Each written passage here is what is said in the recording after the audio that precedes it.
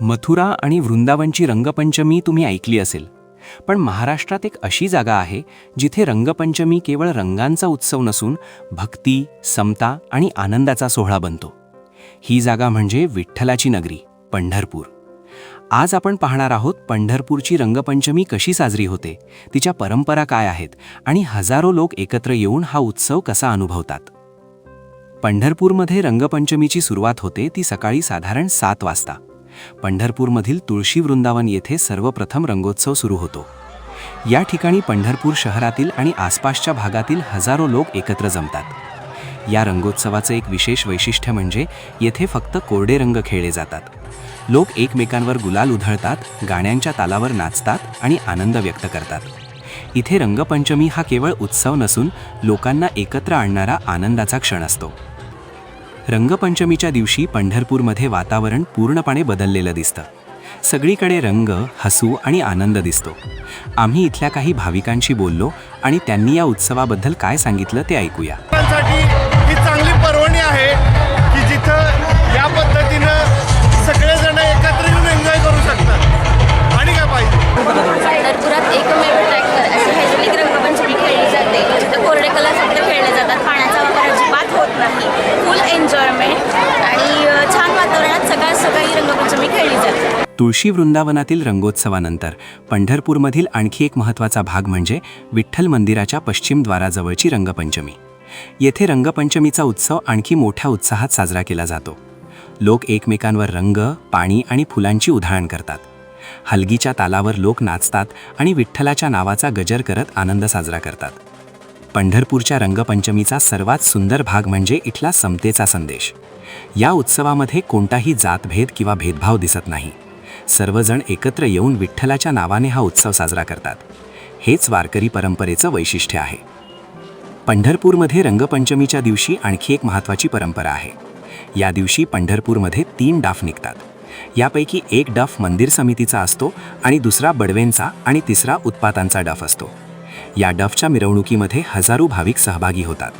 विठ्ठल आणि रुक्मिणीच्या जयघोषात ही मिरवणूक शहरातून फिरते. या डफच्या परंपरेविषयी अधिक माहिती देताना हरिभक्त परायण श्री श्रीकांत महाराज हरिदास यांनी सांगितले की ही परंपरा अनेक वर्षांपासून चालत आलेली आहे. नमस्कार. आज पंढरपूर येथे रंगपंचमीचा मोठा उत्सव.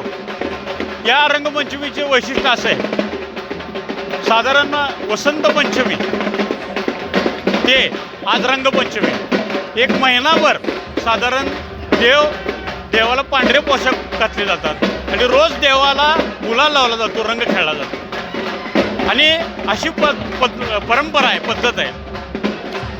विठ्ठल रुक्मिणीचा डप हा डप असा प्रकार आहे, त्याची काही जी मानाचे मानकरी आहेत ते डप घेऊन देवळात येतात. त्यानंतर पांडुरंगाची, रुक्मिणी मातेची वाद्यपूजा होते आणि त्यानंतर सर्वत्र रंग खेळला जातो. सकाळपासून डप निघेसपर्यंत हा रंग खेळला जातो आणि त्यानंतर त्याच्या जो नेहमीचा त्याचा मार्गक्रमण आहे त्याला डप मार्गक्रमण करतो. आत्ताच्या परिस्थितीला विठ्ठल रुक्मिणी मंदिर समितीचा एक वेगळा डप, बडवे समाजाचा एक वेगळा डप आणि उत्पात समाजाचा जी त्यांची परंपरा आहे, असे प्रत्येक 3 डप निघले जातात. आणि या डपानंतर डप खेळला जातो आणि डप निघाल्यानंतर, डप संपल्यानंतर रंगपंचमी संपली जाते. अशी पारंपरिक इथली पंढरपूरची खेळण्याची पद्धत आहे. रंगपंचमीचे वैशिष्ट्य असं आहे, यात कुठलंही भेदभाव नाही. अवघा रंग एक झाला, रंगी रंगाला श्रीरंग, असं पांडुरंगरायाची महती आहे. आणि या रंगात अनेक धर्म, अनेक पंथ, कुठलाही काही नाही. सगळेजण न्हाऊन निघतात आणि सर्व रंगाची उधळण पांडुरंगरायाच्या, रुक्मिणी मातेच्या सहवासात सगळ्याला होती. ही पांडुरंगरायाची, रुक्मिणी मातेची अलौकिक अशी ही किमया आहे. ही मिरवणूक केवळ उत्सव नसून भक्ती आणि परंपरेचा भाग आहे. मित्रांनो, पंढरपूरची रंगपंचमी हा केवळ रंगांचा उत्सव नाही. हा उत्सव आहे भक्तीचा, समतेचा आणि आनंदाचा. विठ्ठलाच्या नगरीत हजारो लोक एकत्र येऊन रंग खेळतात आणि विठ्ठलाच्या नावाचा जयघोष खेळतात.